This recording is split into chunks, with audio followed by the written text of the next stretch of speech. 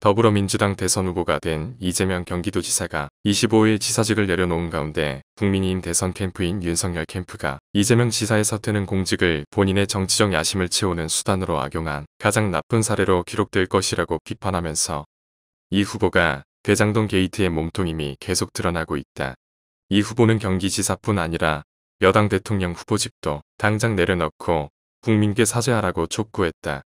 윤석열 캠프 이상일 공보실장은 이날 논평을 통해 이재명 지사는 경기도 산하기관의 측근들을 낙하산으로 내리꽂고 재난지원금 명목으로 예산을 마음대로 쓰는 등 지사 찬스를 실컷 써먹었다면서 이 후보는 공직자를 잘못 뽑으면 그 폐해가 얼마나 큰지 적나라하게 보여주는 대표 모델이라고 비판했다. 그러면서 이 실장은 성남 대장동 개발 비리가 그걸 증명한다며 이 후보가 경기지사 시절에도 많은 문제를 일으켰고 그걸 차근차근 검증해야 하지만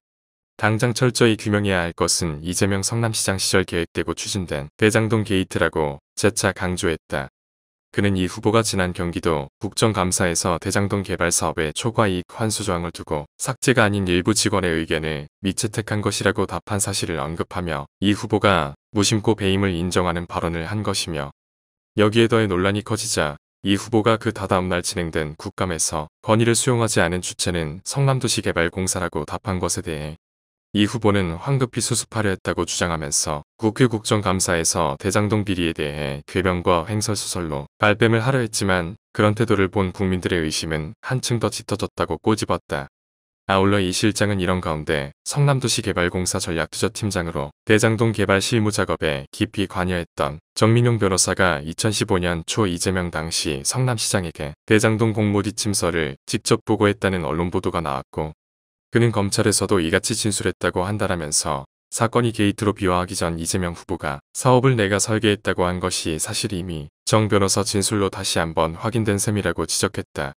그러면서 그는 이재명의 장비로 불리던 유동규 당시 성남도시개발공사 기획본부장의 수종 역할을 했던 인물로 알려져 있다며 그런 그가 당시 이 시장의 사업 설계의 기본에 해당하는 공모 지침서를 보고했다는 건 이재명 시장이 처음부터 거의 모든 걸 챙겼다는 뜻이 된다고 부연했다.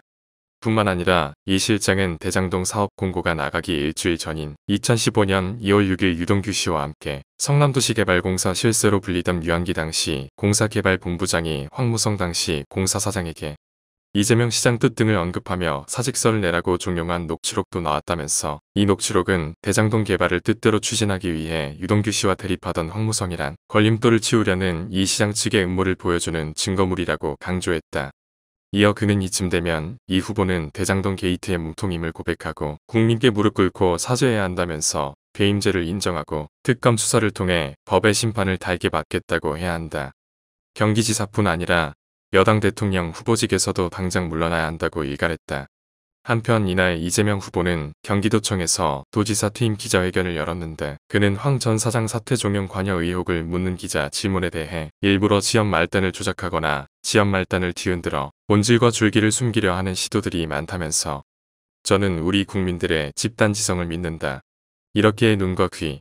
5천만 개의 입을 가지고 계신 우리 국민 집단 지성체는 그 속에서도 본질과 줄기를 꿰뚫어 보실 것이라고 반론을 펼쳤다. 그러면서 이 후보는 오로지 지금까지 그랬던 것처럼 누구 말처럼 돈도 백도 줄도 없이 오로지 선거만으로 또 실력만으로 국민들의 신뢰만으로 지금 이 자리까지 왔다며 앞으로도 오로지 국민만을 믿고 국민의 선택을 겸허하게 기다리도록 하겠다. 저는 국민들을 믿는다고 지지를 호소하기도 했다.